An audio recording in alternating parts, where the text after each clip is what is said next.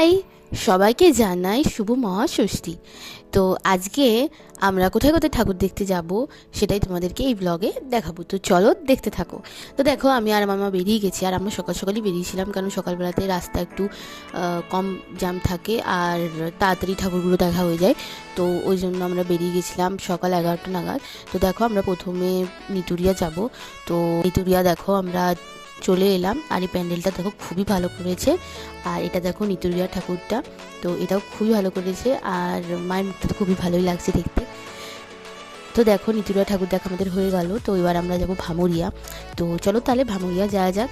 তো দেখো আমরা ভামুরিয়াও চলে এলাম, আর এই প্যান্ডেলটাও দেখো ভালো করেছে, আর এই ঠাকুরটাও খুব ভালো করেছে। তো দেখো আমাদের ভামুরিয়া ঠাকুর দেখা হয়ে গেছিলো, আর তারপর আমরা চলে গিয়েছিলাম সর্বনিমনের ঠাকুর দেখতে। তো এটাও ভালোই করেছে প্যান্ডেলটা, আর ঠাকুরটাও ভালোই করেছে। তো দেখো আমাদের নিতুরিয়া, ভামুরিয়া আর সর্বনিমনের ঠাকুর দেখা হয়ে গেল। তো এবার আমরা আসানসোলের দিকে যাব। তো দেখো আমরা আসানসোল চলে এলাম, আর আসানসোলে এসে আমরা প্রথমে এই গোপালপুরের ঠাকুরটা দেখে নিয়েছিলাম, আর তারপর আমরা বানপুর রোডে যে ঠাকুরগুলো হয় সেগুলো আমরা একটা একটা করে বা দেখে নেবো। তো চলো তোমরাও দেখে নাও।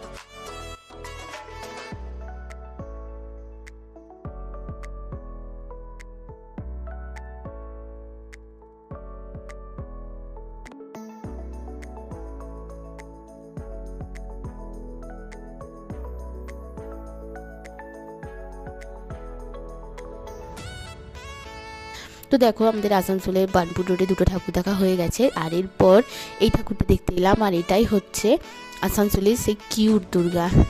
আর এই কিউট দুর্গাটা সত্যিই খুব ভালো লাগছিলো দেখতে, আর প্যান্ডেলটাও খুব ভালো করেছিল। তো দেখো আমাদের এই ঠাকুরটাও দেখা হয়ে গেল। তো এবার আমরা বাড়ি যাব। তো চলো তাহলে বাড়ি যাওয়া যাক। আর সবাইকে শুভ শারদীয়ার অনেক অনেক শুভেচ্ছা। সবাই খুব ভালো করে পুজো এনজয় করো, খুব আনন্দ করো, খাওয়া দাওয়া করো, আর প্রচুর হই হুল্লোড় করো। তো চলো আজকের মতো এটুকুই, টাটা।